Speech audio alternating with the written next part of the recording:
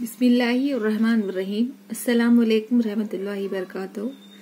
But उम्मीद करती हूँ आप सब घर पे सेहत और आफियत से होंगे और अल्हम्दुलिल्लाह समेटिव असेसमेंट की तैयारी भी आप कर रहे होंगे। ये वीडियो जमाते चाहरुम यानी 4th क्लास के लिए है। हमने देखा था समेटिव असेसमेंट में आपको 4 लेसन है। इससे पहले की वीडियो सर क्लास में हमने 2 लेसन मुकम्मल कर लिए हैं। फिर अब जो 5th लेसन है वो है ख्वाब की ताबीर। क्या है? ख्वाब की ताबीर यानी ख्वाब का नतीजा। ठीक है बेटा, क्योंकि आपको समेटिव असेसमेंट में 4 लेसन है। Lesson number 3rd, 4th, 5th and 6th। ठीक है, 1st एंड 2nd लेसन आप पीरियडिक असेसमेंट में लिख चुके हैं, इसलिए आपको अब सिर्फ 4 लेसन ही पढ़ना है। तो अच्छे से इसकी तैयारी कीजिए।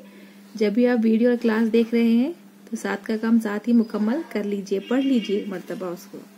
तो ठीक है, इसमें देखते हैं क्या है। पुराने जमाने का जिक्र है।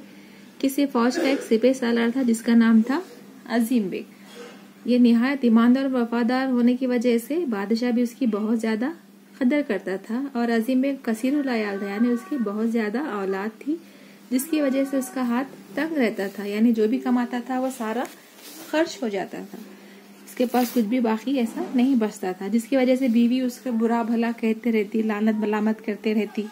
उससे कहती कि तुमसे अच्छे तो वो फौजी है जो कितनी शान और शौकत से रहते हैं, तुम तो सिर्फ तनख्वाह पर ही गुजारा करते, बोलकर उसकी बीवी हमेशा उसे डांटती रहती। लेकिन अजीम बेग उसे यही जवाब देता कि मैं जहाँ भी हूँ, जैसा भी हूँ, खुश हूँ। मुझे अल्लाह से कोई गिला शिकवा नहीं है। मैं ईमानदारी से जो कुछ कमाता हूँ, इससे घर का खर्च चलता है, ये मेरे लिए काफी है। मैं सादा जिंदगी में ही खुश हूँ, बोलकर वो उसे जवाब देता है। इसी तरह से एक रोज उसकी बीवी फिर से उसे बुरा भला कहते रहती, तो घर से वो गमज़दा होकर निकल जाता है। जब वो बाहर जाता है तो अचानक उसे एक बाबा बुलाते हैं और पूछते हैं कि क्या बात है। तो वो उन्हें कुछ नहीं बताता, लेकिन उनके ज्यादा इसरार करने की वजह से, यानी ज्यादा पूछने के बाद वो अपने दिल की बात उन्हें बता देता है। तो बाबा उसे हौसला हिम्मत देते हैं कि और कहते हैं कि तुम एक काम करो, तुम पाला पहाड़ी पर जाकर ये कुटिया में जाना, वहां पर तुम्हें अपने सारे मसाइल का हल मिल जाएगा। अजीम बेग को बहुत बेचैनी थी कि कब रात होगी और वह कब पहाड़ी पर जा उस कुटिया में जाएगा। तो जब रात हो गई, वो कुटिया की तलाश करने लगा। कुटिया यानी झोपड़ी, उसकी तलाश करने लगा। जब जैसे ही उसे वो मिल गई तो वो वहां अंदर चला गया। तो वहां पर इसे इज्जत के साथ बिठाया गया। उसके सामने खाने पीने की चीजें रखी गई और पूछा कि तुम्हारे मसाइल का हल मेरे पास है। उन्होंने अशरफिया से भरी एक थैली सिपह सालार को यानी अजीम बेग को दे दी कुटिया में। तो जैसे ही वो उसे लेने के लिए आगे बढ़ा तो उससे कहा गया, तुम ये अशरफिया की थैली उसी वक्त ले सकते हो जब तुम हमारी कुछ बातों का जवाब दोगे। तो वो सोचने लगा आखिर मैं क्या करूं, कि उसे अपने हुकूमत के कुछ राज देने थे। ये कहकर उसकी तरफ इशारा किया और बाजू में बताया कि कुछ आंधा सिपाही है जो अजीम बेग की तरफ बंदूक लेकर निशाना लगाए हुए थे। अगर वो कुछ कहता तो उसे वो वहीं ढेर कर देने के लिए। तो लेकिन इसका सर चकराने लगा, आखिर में क्या करूंगा, अपनी हुकूमत से यानी अपने बादशाह को मैं धोखा नहीं दे सकता। लेकिन आगे जो है सिपाही ठहरे हुए, फौजी ठहरे हुए हैं, बंदूक से निशाना लगाए हुए, और घर में बीवी का चेहरा नजर आ रहा था कि किस तरह से वो हर वक्त ताना करती रहती है, ताने देती रहती है। तो उसने क्या किया, अजीम बेग ने अपनी हुकूमत के राज बताने के लिए हामी भर ली। फिर उसके बाद वो अशरफिया से भरा हुआ थैला लिया और ले जाकर अपनी बीवी को दे दिया। रात का खाना खाकर वो सो गया। उसने अपनी बीवी को कुछ नहीं बताया और ये सोचने लगा कि आखिर मैंने अपने जमीर का यानी अपने ईमान का सौदा किस तरह कर लिया।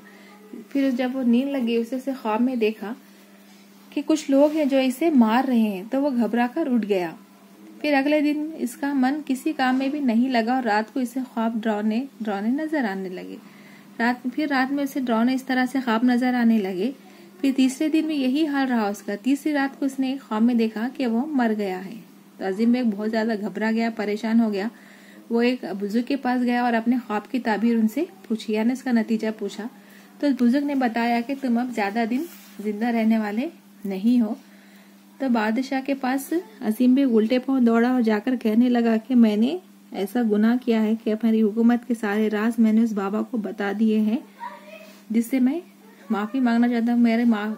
मेरा जो गुनाह है वो माफी के काबिल तो नहीं है, लेकिन फिर भी आप मुझे जो सजा देंगे मैं उस सजा को कबूल करता हूँ। उसकी जो सजा थी ये था कि उसका सर जो है कलम गर्दन से अलग कर दिया जाए।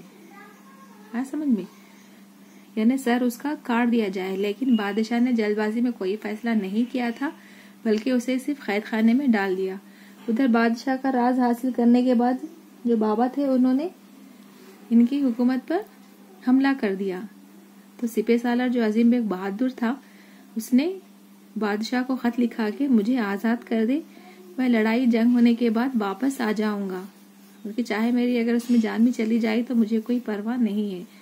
तो बादशाह को उसकी बहादुरी पर और ईमानदारी पर भरोसा था, उसने उसे रिहा किया। उसने अपनी सलाहियतों का इस्तेमाल करते हुए वो जंग जीत गया। इसकी कामयाबी के बाद अजीम बेग बादशाह के पास खड़ा हुआ तो बादशाह ने उसकी जान बख्श दी। लेकिन ख्वाब के मुताबिक तो उसकी मौत होनी थी, लेकिन बादशाह ने उसकी जान बख्श दी। तो हमें क्या करना चाहिए, कभी भी कोई गुनाह करने से पहले हमें अल्लाह को याद करना चाहिए कि अल्लाह हमें देख रहा है। कोई भी गलत काम नहीं करना चाहिए। अगर गलत कदम हम उठाएंगे तो अल्लाह ताला हमें उसकी सजा जरूर देगा। आए बेटा समझ में। तो इसमें आपको सवाल जवाब याद रखने हैं और हमें हमेशा ये याद रखना चाहिए कि हमें जो भरोसा हम पर कोई करते हैं तो वो किसी भी हाल में भरोसा हमें नहीं तोड़ना है। ठीक है। फर्स्ट बिट जो है आपको अल्फाज माने, सिपह सालार फौज का सरदार, लानत मलामत करना, बुरा भला कहना, अफसरदा दुखी परेशान, ताबीर ख्वाब का नतीजा, कसीरुल अयाल ज्यादा औलाद वाला, तान व तशनी करना, ताने देना, बुरा भला कहना, मसाइल मसले की जमा, संगीन जुर्म सख्त सजा के काबिल जुर्म। इसके बाद आपको है मुनासिब अल्फाज से पुर कीजिए यानी पूरा कीजिए। फौज का एक सिपह सालार था जिसका नाम डैश था। क्या था? अजीम बेग। अजीम एक निहायत डैश और वफादार सिपह सालार था। क्या था? ईमानदार। बादशाह भी इसकी बहुत डैश करता था। खद्र। ठीक है। यहाँ पे अल्फाज को जुमला में इस्तेमाल करना है। गमगीन, हामिद गमगीन नजर आ रहा था। तलाश, अहमद रोजगार की तलाश में हैदराबाद गया है। इम्तिहान लिखने के बाद हमें नतीजे का इंतजार रहता है। जंग करने से जान और माल का नुकसान होता है। तो ये अल्फाज माने ये जुमले आप ये भी लिख सकते हैं या फिर आप खुद से भी बनाकर लिख सकते हैं। ठीक है बेटा। यहाँ पे जो है सही और गलत का निशान लगाना है। जो जुमले दिए गए हैं, इसकी बीवी इसको अक्सर लानत मलामत करती रहती थी। सही है। फौजी ठाट बाट से नहीं रहते थे। गलत, जबकि वो रहते थे। अजीम बेग ने कहा कि मैं तो सादा जिंदगी में ही खुश हूँ। हाँ, ये सही है। अजीम बेग कुटिया तक नहीं पहुँच सका। गलत, जबकि वो कुटिया तक पहुँच चुका था। यहाँ पे नीचे मुतजाद लिखना है। सुकून बेसुकून, रात दिन, ईमानदार बेईमान, बहादुर बुजदिल, दुश्मन दोस्त। इसके बाद में यहाँ पे आपको सवाल जवाब दिए गए हैं जो हमने पहले ही लिख चुके हैं।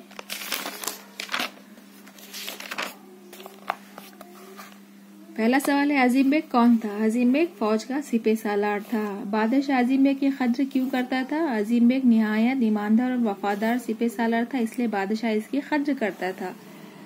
अजीम की बीवी इसको क्यों परेशान करती थी? अजीम की बीवी इसको इसलिए परेशान करती रहती क्योंकि अजीम सिर्फ तनख्वाह पर ही गुजारा करता था। डरावने ख्वाबों से परेशान होकर अजीम ने क्या किया? डरावने ख्वाबों से परेशान होकर अजीम बेग ने बादशाह के पास जाकर अपना गुनाह कबूल कर लिया। बुजुर्ग ने अजीम के ख्वाब की क्या ताबीर बताई? बुजुर्ग ने अजीम के ख्वाब की ये ताबीर बताई कि अब तुम सिर्फ 2-3 रोज तक ही सूरज देख सकते हो। जंग की कामयाबी के बाद बादशाह ने क्या किया? जंग की कामयाबी के बाद बादशाह अजीम बेग की बहादुरी से खुश होकर इसकी जान बख्श दी। ठीक है बेटा। यहाँ पे लेसन मुकम्मल हो गया। इंशाल्लाह हम नेक्स्ट वीडियो में नेक्स्ट लेसन देखेंगे। ये लेसन को आप एक बार अच्छे से पढ़ लीजिए घर में। ठीक है। जज़ाकल्लाहु खैर। अल्लाह।